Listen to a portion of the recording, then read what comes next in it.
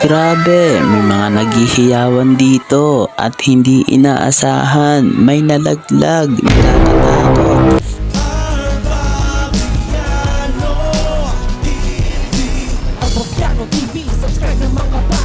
Yun, rating. Hindi nakakasawa pumunta dito sa MOA Seaside dahil marami kang makikitang magjowa mga naghahalikan sa gidle.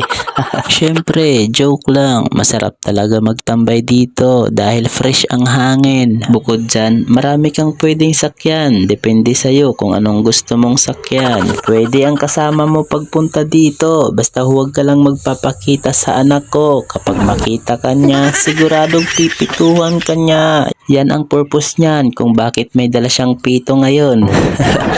At nagturo na nga siya, manood daw muna kami ng fireworks. Di ko alam kung anong meron ngayon. Sakto pagpunta namin dito, nakakaliw talaga tingnan.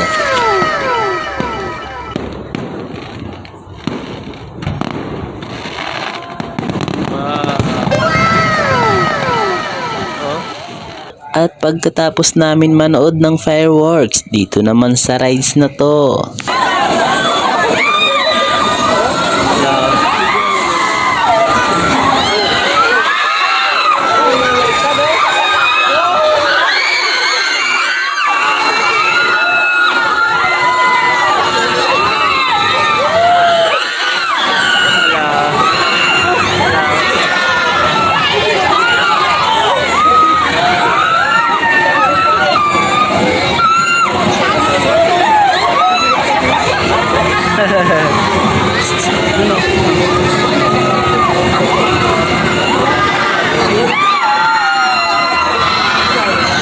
Grabe, may mga naghihiyawan dito at hindi inaasahan. May nalaglag na tsinelas. Hindi siguro inipit ng maayos ni Kuya.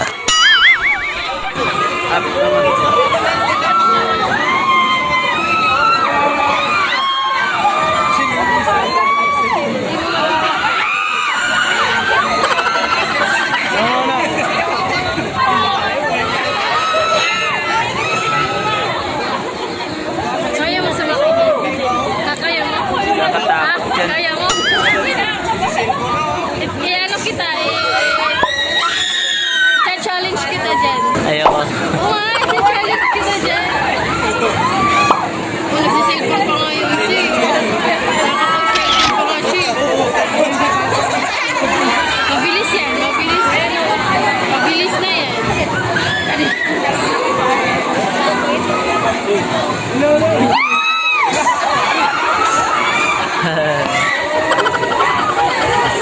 Hindi na gumagawa sa patos na ligas.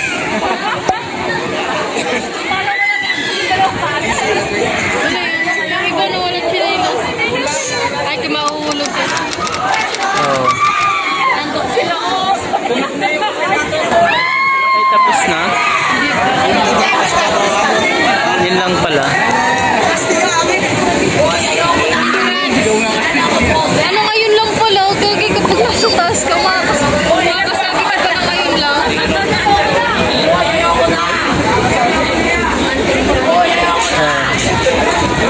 Christian na yun ah.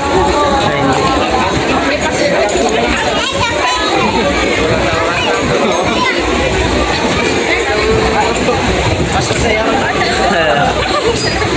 Sip ka naman pala kasi meron siya.